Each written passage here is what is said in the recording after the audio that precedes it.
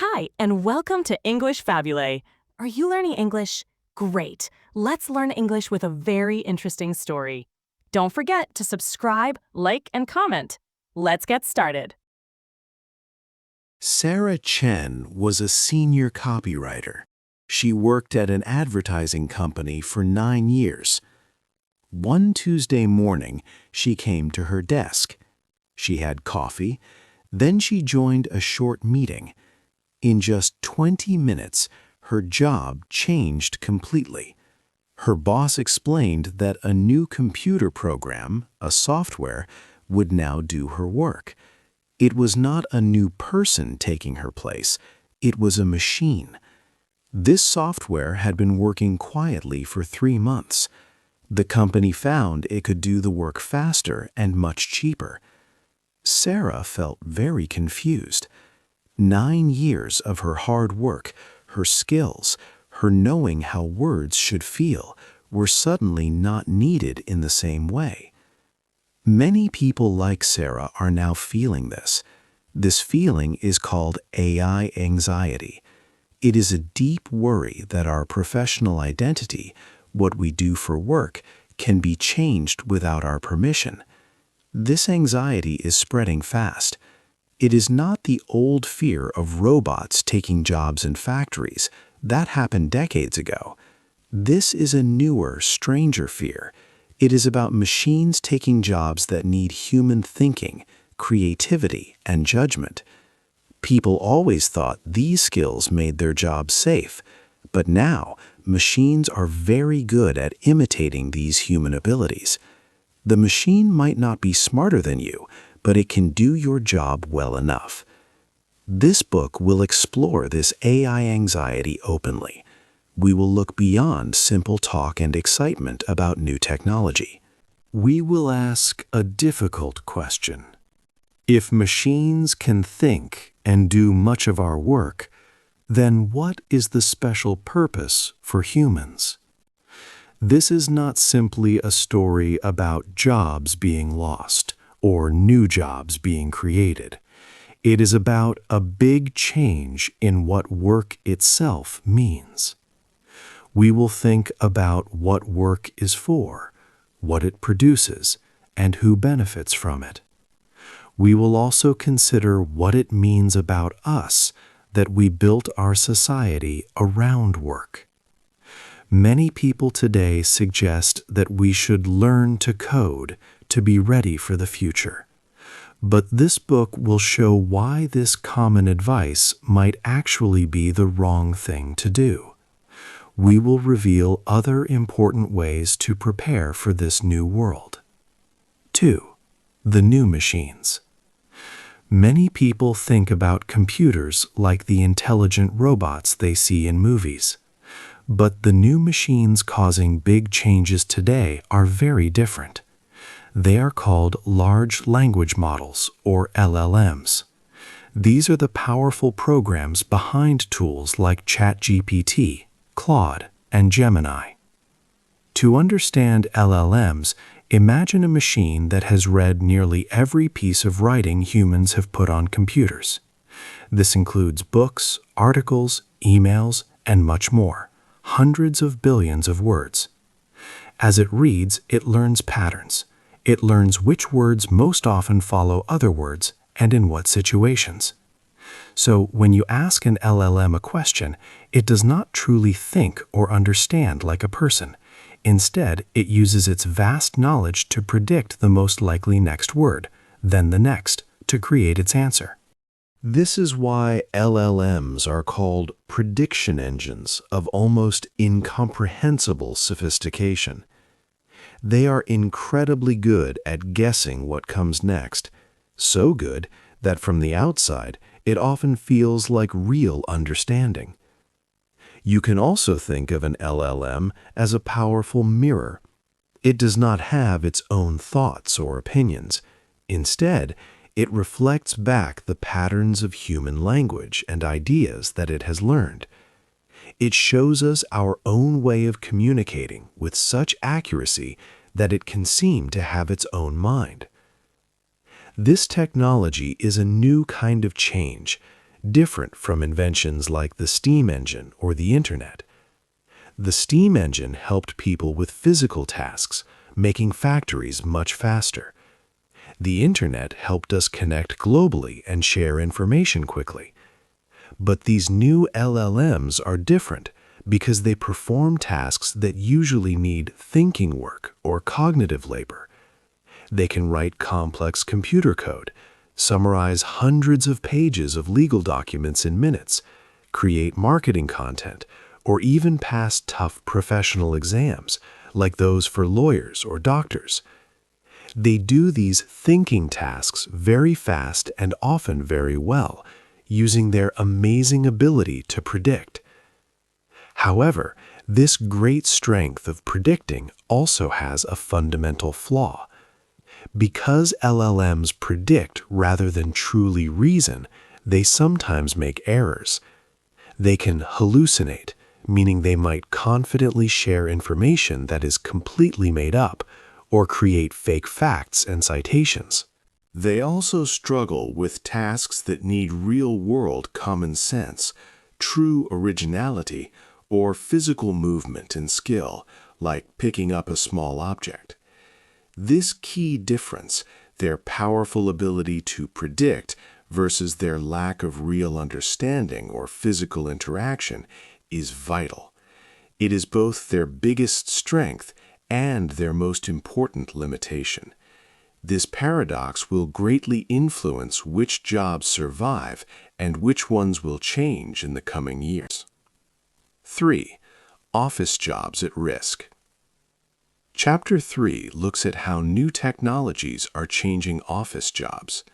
In the past, machines mostly took over physical work in factories, but this new wave of change is different. It targets white-collar jobs, which are office jobs that need thinking skills. This means many roles that once needed college degrees are now at risk. Reports show that many common office jobs are facing big changes. These include computer programmers, accountants, legal assistants, and customer service workers. For many years, people thought these jobs were safe because they needed education and special skills. For example, a report from Goldman Sachs said that up to 7% of American workers could find their jobs affected by AI. This showed that office jobs, not just factory work, were now on the front lines of change. The impact is often strongest for people just starting their careers. Junior lawyers, financial analysts, and new coders often learn their skills by doing simpler entry-level tasks. These tasks are now the easiest for AI to do. Companies are finding that AI tools can do this work faster and cheaper. This means fewer new people are needed for these roles. This situation is called the hollowing out of the career ladder. It means there are fewer starting jobs available. If young people cannot get these first jobs, it becomes harder for them to learn and gain experience to become experts. For example, young lawyers traditionally spent many hours reviewing legal documents. Now, AI can do this quickly and more accurately. Because of this, law firms are hiring fewer new lawyers, even while keeping their more experienced staff. The way people learn and move up in their careers is quickly changing. Many thought that jobs needing creativity and strategy were safe from automation. But experts like David Otter, a labor economist at MIT, suggest that much of what we call judgment or creativity is really about finding patterns. Machines are now very good at finding these patterns. This means that even creative and strategic tasks are now seeing automation. They are no longer safe havens. Data shows this shift clearly. Unemployment for people between 20 and 30 years old in tech-related jobs has gone up by almost 3 percentage points since early 2025. This is higher than for other young people. Also, almost 50 million entry-level jobs in the U.S. might be significantly changed by AI. Young workers aged 18 to 24 are much more likely to worry that AI will make their job obsolete than older workers. This shows that the traditional path to a professional career is quickly shifting, impacting how the next generation gains expertise and moves forward. Chapter 4. Safe Jobs. Chapter 4 talks about jobs that seem safe from new technology. We often think that jobs needing a lot of thinking are safe, but this is not always true. There is a special idea called Moravec's paradox. This idea says that things that are easy for people can be very hard for computers, and things that are hard for people can be easy for computers. For example, a computer can do very hard math problems quickly. It can analyze many numbers and write long reports. These are things many office workers do. But for a computer, it is very hard to simply fold a shirt or walk up a flight of stairs without falling. Robots find it difficult to move their hands carefully or understand a messy room. Why is this so? People have had bodies and hands for millions of years. Our brains learn to control our bodies very well over a very long time.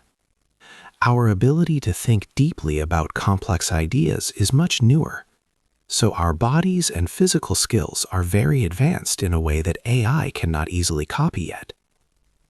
This means some jobs that need physical work or hands-on problem solving are safer. Think about people who work with their hands. Electricians, for example, fix wires and lights in buildings. Plumbers fix pipes. Carpenters build and repair things with wood. Solar installers put solar panels on roofs. These jobs need people to be in real places, moving things and solving new problems every day. Imagine an electrician like Mike Torres. He works in Phoenix, Arizona. Last week, he put wires in a new building that will hold AI computers. These computers help many office workers. But Mike's job needs him to see the building, feel the wires, and change his plans if something is unexpected. A robot cannot easily do this. The real world is often messy and different each time. A robot cannot yet understand all the small changes and challenges that come with working in a real building. It is true that robots are getting better. Companies like Boston Dynamics are making robots that can move more smoothly. But it will still take many years, maybe even decades, for robots to be as good as a human electrician. They cannot read a building's unique features, make quick decisions, or work well with other people on a job site. Also, the new AI technology needs big data centers. These data centers need people to build them. They need people to connect all the wires, keep them cool, and fix them when they break. So the very technology that changes office jobs also creates a lot of work for people with physical skills. So in a surprising way, jobs that involve working with our hands in the real world are often more secure. The future might see these blue-collar jobs becoming even more valued. Chapter 5. Working with Robots.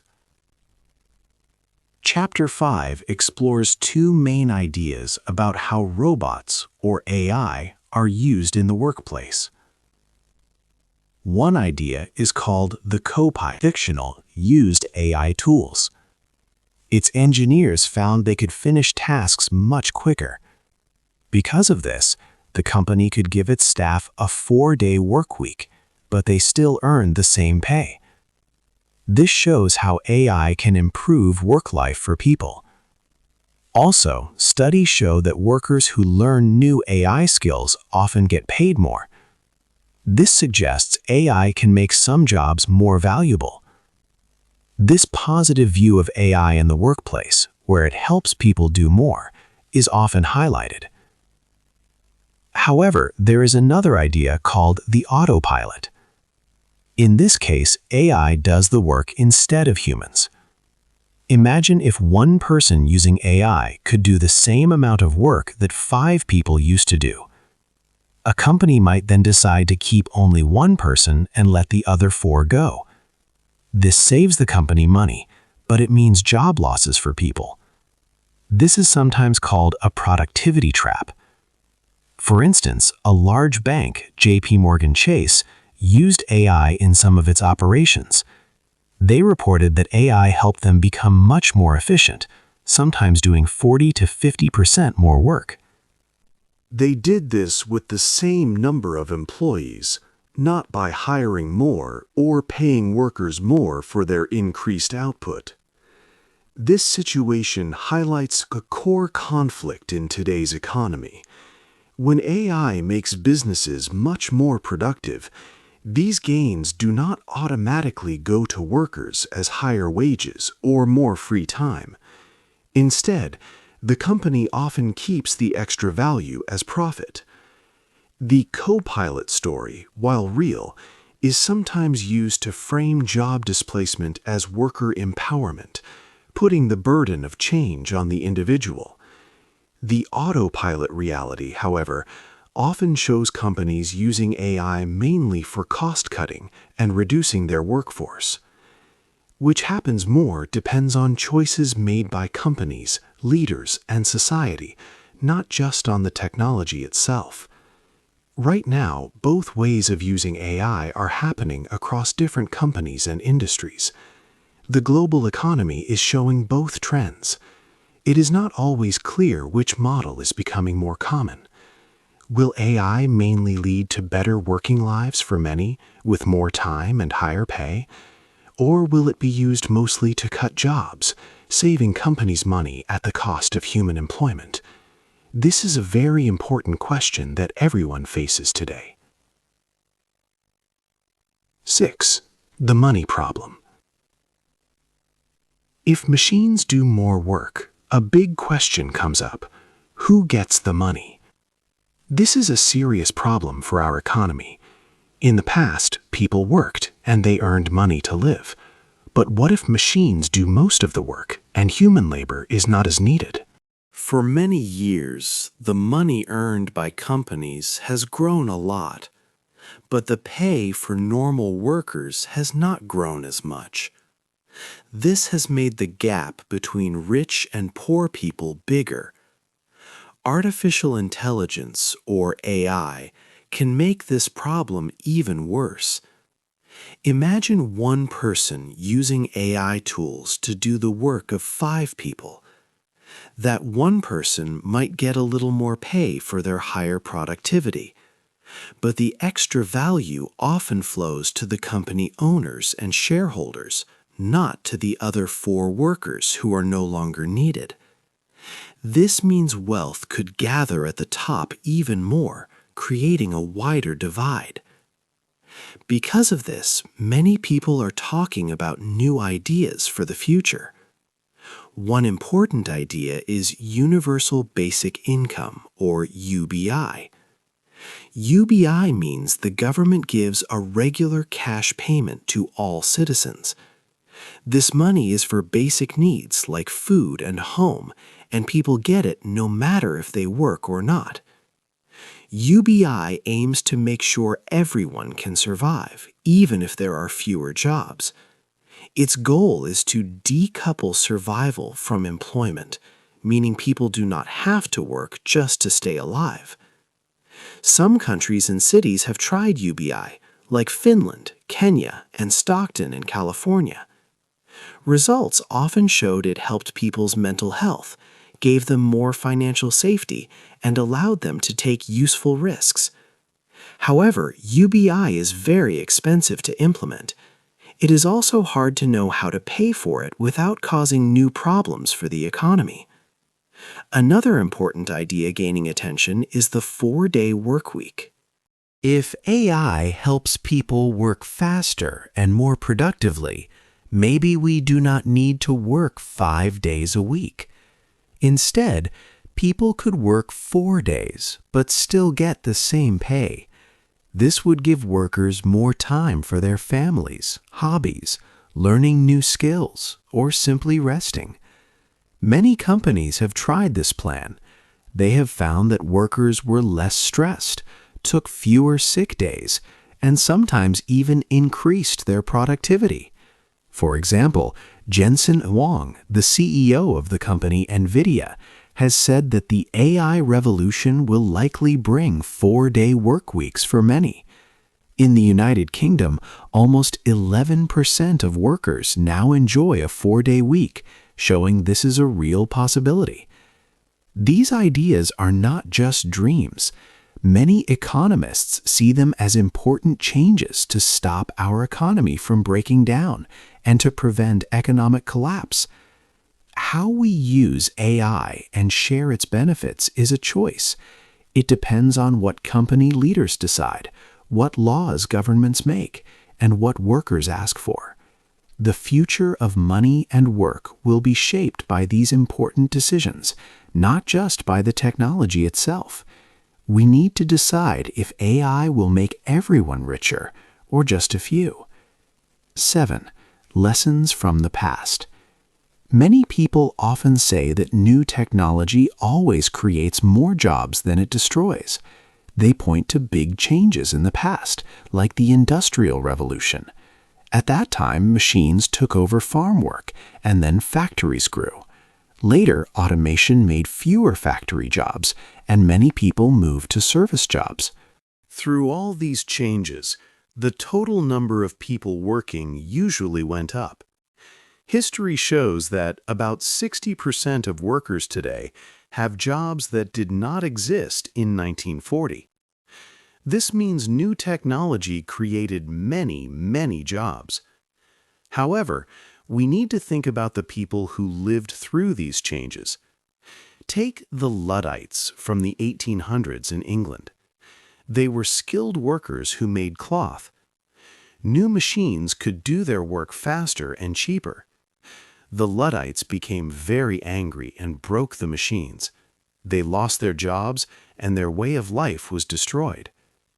Even if their grandchildren found new factory jobs later, the Luddites themselves faced 30 years of hard times and poverty. History teaches us that looking at the long-term good does not always show the short-term pain for people. Is the AI revolution different from past changes? There are 3 main reasons why it might be. First is the speed. The Industrial Revolution happened over many decades. Society had some time to adjust, to build new schools, and to find new ways of working. But AI is changing things in just a few years. What was new and powerful 18 months ago is already becoming basic. The job market is changing very, very fast. Second is the breadth. In the past, a new machine might only affect one type of job, like making clothes or steel. But AI is touching almost every part of the economy at the same time. Doctors, lawyers, accountants, engineers, teachers, and even therapists are all facing changes because of AI. There are fewer safe places for workers to go. Third is the target of the change. Past machines usually took over physical work. They moved things, built things, or made things with hands. But AI is different. It is replacing cognitive work. This means tasks that need thinking, analysis, writing, and making decisions. For a long time, people thought these thinking jobs were safe. We believed they were what made humans special, compared to machines. Now AI is doing these tasks too, which makes many people worry about what is left for humans to do. New jobs will likely appear because of AI, just like in the past. But the transition period, the time it takes for old jobs to disappear and new jobs to appear, could be very long and hard for many people. For those living through it, it will not feel like a short change. It will feel like their entire working life. 8. What comes next? As machines change our world, some parts of being human will always stay important. These are skills that AI cannot truly replace. One such skill is real empathy. AI can sound like it understands, but it does not genuinely feel emotions. Humans connect through shared experiences of joy, sadness, and all life's feelings. Another key human skill is making fast decisions in new and difficult situations, especially when things are not clear or controlled. Think of doctors in emergencies or firefighters in dangerous places. They use their knowledge, instinct, and quick thinking to adapt. AI cannot yet handle such changing physical or social challenges well. Creativity also remains deeply human. AI can produce impressive writing or art. However, the best human art often comes from personal life experiences, like love, loss, or confusion. This gives it a deeper meaning that machines do not yet have. Working with our hands in the real world is another special human trait. For example, a plumber fixing complex pipes, or an electrician wiring a building. These tasks need hands-on skill, feeling, and creative problem-solving for unexpected issues. This idea is called Moravec's paradox. Tasks easy for our hands are often very hard for machines. Finally, humans have ethics and true responsibility. AI can follow rules about what is right or wrong, but when there are no clear rules, a human must make the decision and take responsibility for it. We want people, not machines, to make important moral choices. These unique human skills can help us future-proof ourselves. We can focus on what machines cannot do, showing care, adapting to new problems, creating from our experiences, using our physical skills, and making ethical choices. Think of Sarah Chen, who lost her job to AI. Her future is still open. She could remain lost and confused by the changes, or she could find a new path, like her cousin. Her cousin now works 4 days a week, earns the same money, and spends her free Fridays learning pottery. This shows how AI could give us more time for our lives. The future of work is not only about technology. It is about the choices we make. Will AI help us live better, or will it simply take our place? Both outcomes are possible. We must choose which path to take. What do you believe is the most important human skill for the future? Hey there! Just a second before you go.